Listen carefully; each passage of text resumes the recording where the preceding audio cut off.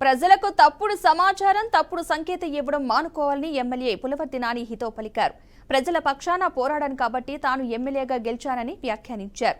చంద్రగిరి నియోజకవర్గ అభివృద్ధికి తనకు సహాయం చాలట్లేదన్న ఆయన ఇక చెవిరెడ్డిపై కక్ష సాధింపు చర్యలకు టైం ఎక్కడదని ప్రశ్నించారు.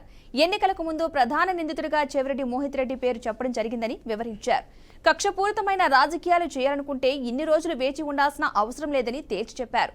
విచారణలో ముద్దాయిలు అతని పేరు ఎందుకు చెప్పారో తెలుసుకోవాలంటూ ఎమ్మెల్యే ఘాటు వ్యాఖ్యలు చేశారు. నేను ప్రజల పక్కన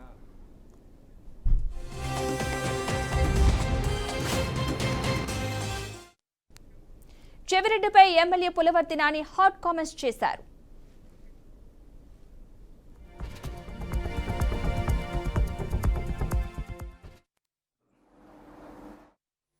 పక్కన ప్రభుత్వం పైన పోరాటానికి సిద్ధం, దేనికైనా సిద్ధం అని భాస్కర్ రెడ్డి గారు. పోరాటాలకి నేను ఎప్పుడు భయపడను. నేను ఏ విధంగా పోరాటం చేసే ఈరోజు నేను ఈ ఎమ్మెల్యే స్థాయికి వచ్చా. ప్రజల పక్షాన దేనికైనా పోరాడతా. ఈ 57 రోజులు నేను నా యొక్క అధికారాన్ని అడ్డం పెట్టుకుని నేను పోరాడలా. ప్రజల కోసం, ప్రజల సేవ కోసం పోరాడా. ప్రజలకు కావాల్సినటువంటి అవసరాల కోసం, ప్రజలకు కావాల్సిన మౌలిక వసతుల కోసం పోరాడుతున్నాను తప్పించి అధికారుల యంత్రాంగం తిరుగుతున్నాను కానీ నా స్వయం దీనిపైన ఎప్పుడు తిరగల. నువ్వైతే ఈ 57 రోజులు ఎత్తుకున్నా నీ కుటుంబం, నీ కొడుకు కోసం పోరాడుతున్నావు, కేసుల నుంచి తప్పించుకునేదానికి. నువ్వు ఈరోజు అంటున్నావు నీ కొడుకు కోసం ఈరోజు రోడ్డుకు వచ్చావు.